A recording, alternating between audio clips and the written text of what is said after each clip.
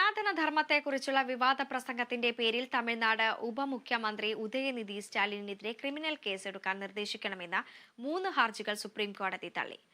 ഭരണഘടനയുടെ ആർട്ടിക്കിൾ 32 പ്രകാരമുള്ള ഹർജികൾ നിലനിൽക്കില്ലെന്ന് സുപ്രീം കോടതി വ്യക്തമാക്കി. മൗലികാവകാശം ലംഘിക്കപ്പെട്ടാൽ പൗരന് സുപ്രീം കോടതിയെ നേരിട്ട് സമീപിക്കാൻ അവകാശം നൽകുന്ന വകുപ്പുകളാണ് ആർട്ടിക്കിൾ 32. ഹർജിക്കാർക്ക് നിയമാനുസൃതം നടപടി സ്വീകരിക്കാമെന്ന് കോടതി വ്യക്തമാക്കി.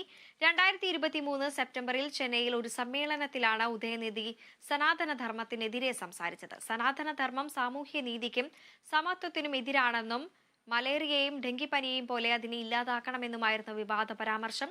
തമിഴ്നാട്ടിലും ദക്ഷിണേന്ത്യൻ സംസ്ഥാനങ്ങളിലും സനാതനധർമ്മത്തെ തൊട്ടുകൂടായ്മയുടെയും ജാതി വിവേചനത്തിന്റെയും പ്രതീകമായാണ് കാണുന്നതെന്നും പ്രസംഗത്തെ ആ കാഴ്ചപ്പാടിൽ കാണണമെന്നും ഹിന്ദു വികാരം വ്രണപ്പെടുത്താൻ ഉദ്ദേശിച്ചിട്ടില്ലെന്നും ഉദയനിധിയുടെ അഭിഭാഷകർ കോടതിയെ അറിയിച്ചു.